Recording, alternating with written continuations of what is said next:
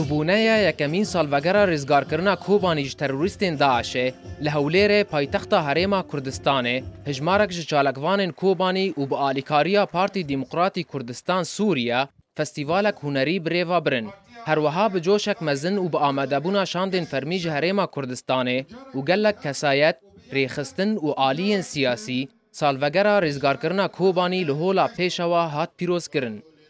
ایرو روزه که لجمع گرینگ بوهایه با آلیکاریا هیزن ناف دولتی کاربون لگل هف به هف را به یک هیز به یک وین کاربون هرما ما کوبانی رزگار بکنه مخابن تبی کو کوبانی نما ویران بو خلک و پنابر بو خلک و در بدر چو لی ام دیسات بجن جی شانازی کامیرو کانبن لگل هف به هف درا و آهنگی و سال جاره کردن بیرا خبینن و ام رزگاربونا کوبانی و که سمبوله که لهف پیروز هەڤی ئێش و ئازارên welatiyên Kobanî festîval bi şahî û serbelindî bi rola pêşmergeyan dirêzgarkirina Kobanî da bêhtir dihat ziman. Herwiha wêneya şehîd pêşmerge Zêrevan Mizorî Berz bû li gel hatina malbata wî di festîvalê da û di dilê hemî beşdariyan da ku bibû simbola azadiyê û nîşana kêfxweşiya mezintir ji xelkê Kobanî û Kurdistanê re. ئەوە توانم بڵێم قۆناغێکی مێژووی هەستیار بوو نیسبەت بە پێشمەرگە و نیسبەت بە شەڕوانانیش چکە لە ڕاستیە ئەگەر بەهات بە و پێشمەرگە نەگەشتایەتە ئەوێ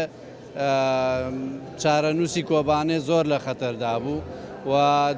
هیچ دوور نەبوو وەکووتم لە 120 مابوو ئەو 20ش لە خەتەردا بوو لەبەرەوە واجبێکی ئەرکێکی نیشتیمان پەرۆرانە بوو کە بێگومان دەبێ پێشمەرگە چوو بە ئەوەرکە ئەنجام بدایە. Di festîvalê da gelek ji pêşmergeyên Kobanî jî hesreta berevaniya di ber xwaka xwe da anîn ziman û bang li hêza desthilat dikin ku nakokiyan biavêjin û daxwaza yekbûnê kirin. ما تقول ام خودی چکن خودی ملتن خودی ولاتن ما جل لشکری خو کرنا بو کو ام برافنی بو ولات خو بکن هیرو پیاده نینه کو ام دا کبن هنو ولات خو شر بکن هیویا ما بنن دور ام دست بدنا هفده جاره کدن افتشا دوباره نبه جبر پیاده سبب یکمین سبب جبو ریگرتنا پشمرگه رجاوا بس ایدی دبه ام در باس بن Jinên Kobanî bi hêsrên nixumandî bi ken û şahî rêzgarkirina Kobanî pîroz dikirin û hêviyên xwe bi pêşerojeke baştir hil dipesirandin. Yani ama îno nakir ku em vê rê bibînin. Elhamdülillah me vê rê diyo yani em çiqosa kêfxweş in.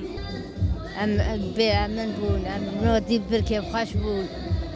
Hîn tiştekî dorixi dizmîş tenane em nikarin hîn dizmîş bibe înca em herine. خورتان دبن قیزکا دبن ام نویر هر